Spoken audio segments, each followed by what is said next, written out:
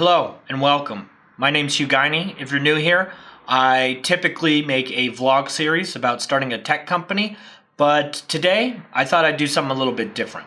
So if you keep up with YouTube community news at all, you have undoubtedly heard of Shane Dawson's new docuseries, The Mind of Jake Paul, exploring the motivations and the psychology of Jake Paul, this pretty much universally hated YouTuber who is also incredibly successful. So I think it's a really cool idea. I don't agree with the people who are boycotting the series, saying that we shouldn't be giving Jake Paul all this attention, because I think that we should try to understand this phenomenon, because it's clearly been repeated across a few different YouTube personalities. That being said, I do have a few issues with the way that Shane is delving into this topic. And they're not the same issues that some other people have been talking about. I know that he's already gotten backlash for his portrayal of people with antisocial personality disorder, but that's not what I want to talk about. What my issues have more to do with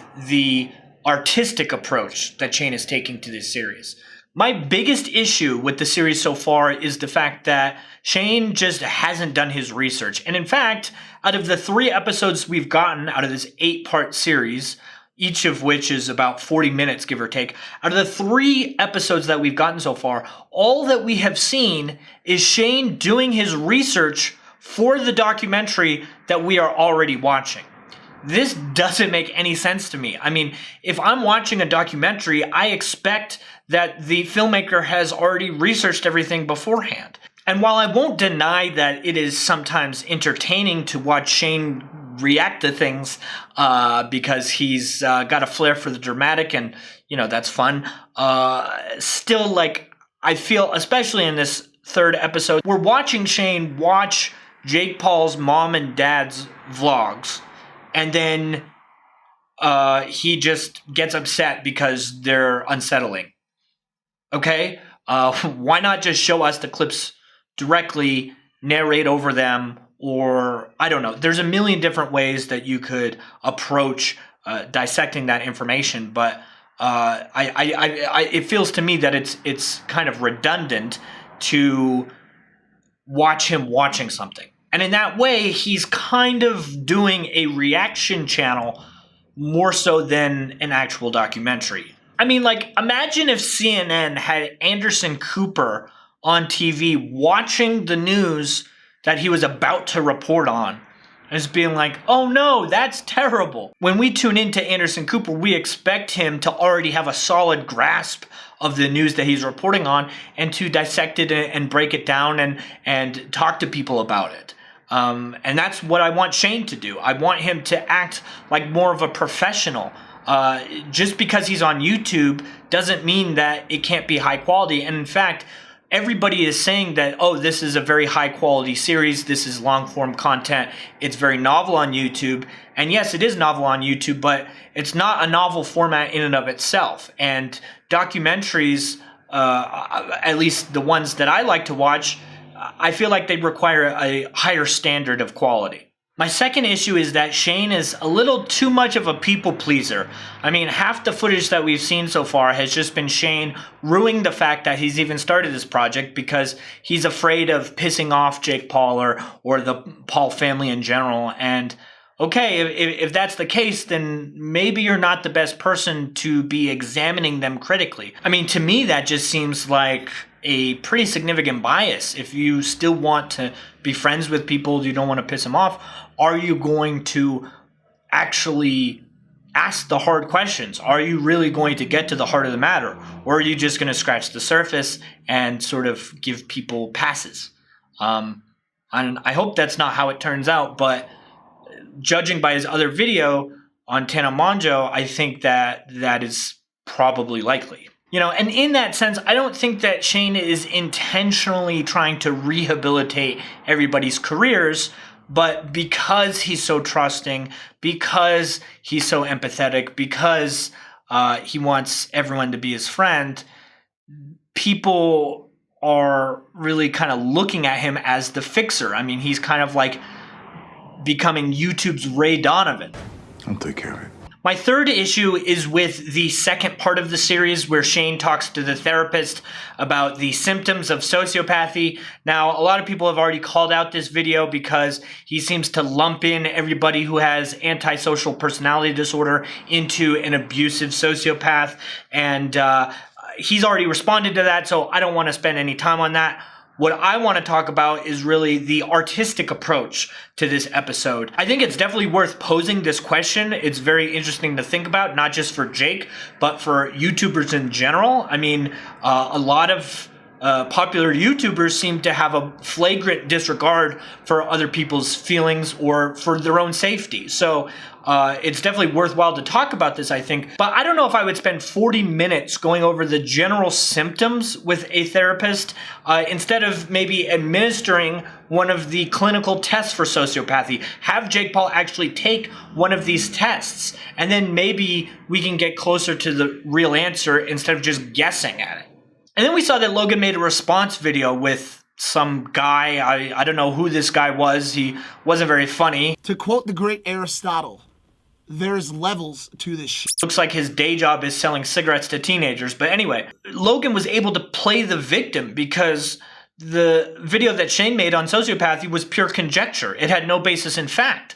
So now Logan was able to say, well, you're mischaracterizing Jake, or you're mischaracterizing me. I'm on the sociopathic spectrum, not a real sociopath. And I mean, how do you even respond to that? And I'm not even saying that that's necessarily false, but it very well could be false. It very well could be an opportunistic move to say, like, I'm not the asshole that you think I am.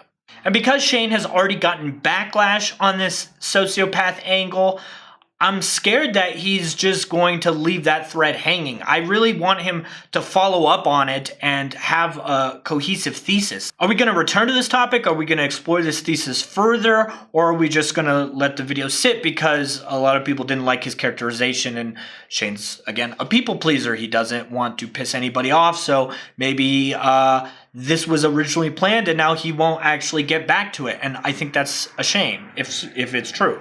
And that leads me to my fourth and final issue, the spacing out of the episodes. So Shane's release schedule is every other day, give or take a few days. I think he's doing Monday, Wednesday, Friday, and then skipping the weekend and continuing on the next week. That's what it looks like so far. And I understand why he's doing this. I think there's two reasons to do this. Number one is it builds hype, which is perfectly legitimate. I understand this is part of his marketing plan, and I find no fault with that. What I do take issue with is what I suspect is the second reason Shane is doing this, which is to be able to respond to any kind of backlash or criticism that might come out about a particular episode. So if he has a day in between episodes and he's got the weekend, he can completely reconfigure the next video to please the critics of his previous videos. And on a certain level, I think this is kind of smart, because if Shane were to do something insensitive and a lot of people called him out for it, then he could course correct for that. But where I think it doesn't make sense is that, as a filmmaker, you want to have a strong point of view. That's what creates a strong work of art, is having a point of view and presenting it effectively. I mean, as a documentarian, you typically have something that you want to illustrate. Even if you don't have a particular point of view and you want the audience to come to their own conclusions, you have a narrative already established. But in this case, the narrative is completely in flux. It could change at any moment. And in that case, I feel like it's not really going to be a cohesive story. It's just going to be a kind of like a series of shots. And most of those shots are Shane saying, oh no, why am I making this? And again, yeah, he's a people pleaser. And at the end of the day, you're not going to make everyone happy. For any given work of art, some people are going to hate it. Some people are going to love it. Some people think it's just okay. And that's okay. I mean, you need to embrace that. If you make something for everyone, you're going to end up making something for no one. So really hope that he can sort of bring this all together and that he doesn't cave to pressure. And Shane should know better. I mean, he's a filmmaker. And while I don't really regard filmmaker as different from YouTuber, it's effectively the same thing. He has traditional filmmaking experience. He was on that show, The Chair, that kind of copycat of Project Greenlight.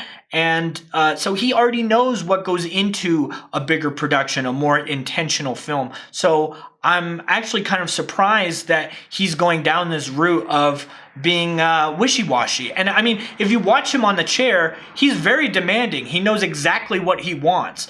And I think he kind of came off as a diva in that show, but regardless, I think he could be stronger here. But yeah, that said, I am looking forward to how this series pans out. It's definitely been entertaining to watch so far. I'm not trying to say, oh, this series is awful. It's not. I look forward to every episode, and it's very ambitious of Shane. I mean, so I applaud him for taking that risk. It's actually a huge risk to his brand to even be associated with Jake Paul in any way, even in a critical way. So I appreciate that. And yeah, let me know if you agree or disagree, if there's anything that I missed. But yeah, this is just an experiment. Let me know if you like this style of video. Either way, I'm not planning on turning this into a commentary channel. This is still a vlog channel.